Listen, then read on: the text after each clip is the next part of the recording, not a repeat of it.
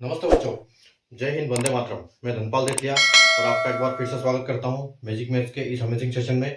और जैसा कि आप जानते हैं कि मैं डेली आपके लिए ये 4D सीरीज जो लेके आता हूं डेली 12 बजे मैजिक मैथ्स के यूट्यूब चैनल पर।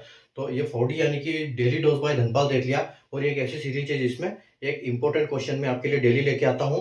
और इसके कॉन्सेप्ट ये इस टाइप के क्वेश्चन हर एग्जाम्स में आते हैं, और इनके कॉन्सेप्ट पे एग्जाम्स जो क्वेश्चन होते हैं वो चेंज होके नंबर्स चेंज होकर रिपीट होते हैं। इसलिए इस टाइप के इंपॉर्टेंट क्वेश्चन मैं प्रीवियस क्वेश्चन पेपर से लेके आता हूं आपके लिए, जो कि आपको मैजिक मैथ्स यूट्यूब चैनल पर दोपहर के 12 बजे मिलते हैं। अगर आप डेली ये करते हो, एक सेशन अपने प्रैक्टिस करते हो, तो आपको एक साल में बहुत अच्छी प्रैक्टिस हो जाती है, क्योंकि आपको डेली एक इंपॉर्टेंट क्वेश्चन का डोज मिलता है। तो आपकी अच्छी उसमें जो मैथ्स की सेहत है आपकी बहुत अच्छी हो जाती है। ठीक है, तो जो आज का क्वेश्चन है मैं लेके आया हूँ नाव व धारा की टॉपिक से मैथ्स के, यानी कि बोट एंड स्ट्रीम्स। ठीक है, तो आज का क्वेश्चन देखते हैं हम।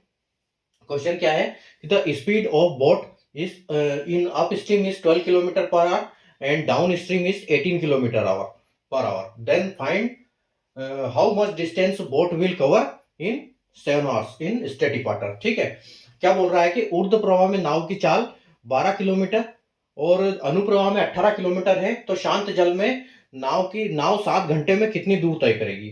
ठीक है, तो जब ये क्वेश्चन आते हैं ना, सबसे पहले आपको कॉन्सेप्ट पता होना चाहिए कि इसमें होता क्या है। तो देखो, मैं यहां पर आपको दोनों चीज बताता हूं कि जो अप स्ट्रीम होता है, ठीक है, एक होता है अप स्ट्रीम जिसको हम बोलते हैं ऊर्ध्व प्रवाह।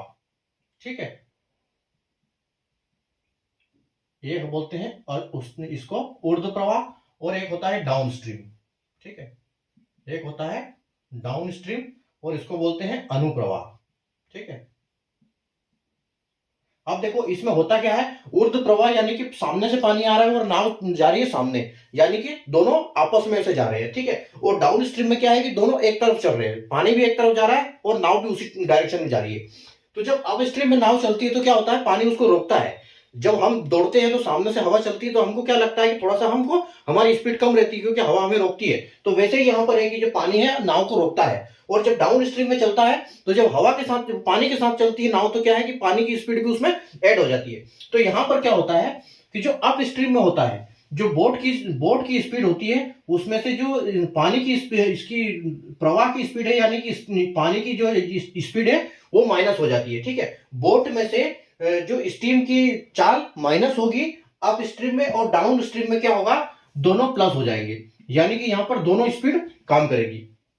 तो अब यहां पर देखो कॉन्सेप्ट क्या है कि अप स्ट्रीम में जा रहा है 12 किलोमीटर। ठीक है, तो यानी कि अप स्ट्रीम में कितना किलोमीटर जा रहा है, वो 12 किलोमीटर की स्पीड से चल रहा है, और जो डाउन स्ट्रीम में चल रहा है वो क्या चल रहा है, वो चल रहा है 18 की स्पीड से। ठीक है, तो आपको देखो कुल मिला के मतलब यहां पर एक समझ में ये आना चाहिए कि यहां पर पानी की जो स्पीड है वो माइनस हो रही है और यहां पर पानी की स्पीड में प्लस हो रही है। तो अगर हम इस टाइप के जब क्वेश्चन आता है कि एक इधर उसमें स्पीड इतनी है, अप स्ट्रीम में स्पीड इतनी है, तो आप क्या करो, सीधे इनको आप एवरेज निकाल लो। ठीक है, 12 प्लस 18 करो और सीधे आपको आ जाएगा इसमें 30, और सीधे डिवाइड बाई 2 करो, यानी कि आपको कितना आ जाएगा, 15 किलोमीटर। ठीक है, जो नाव की स्पीड है वो क्या है, 15 किलोमीटर पर आवर हो जाएगी आपकी। ठीक है, ये तो स्पीड होगी।